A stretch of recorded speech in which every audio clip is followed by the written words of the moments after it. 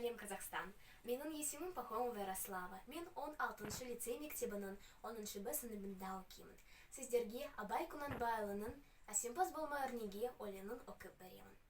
Әсемпаз болма өрнеге, өнерпаз болсан әрқалан. Сен де бір кірпіш дүниеге кетеген тапта бар қалан. Қайрат пен ақыл жол табар, қашқанға да қуғанға. Әділет, шапқат кімде бар, сол жарасар туғанға.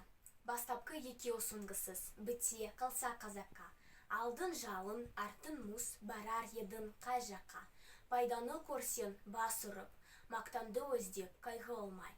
Мұнынды ұрлып жасырып, майданғы түспей бөге алмай. Өзінде бармен көзге ұрып, артылам деме өзбеден. Күндестегін көздіріп, азапқа қалмай езбеден. Ақырын жүріп, анық бас, еңбегін кетпес далаға. Ұстаздық қылған жалықпас, өретуден балаға.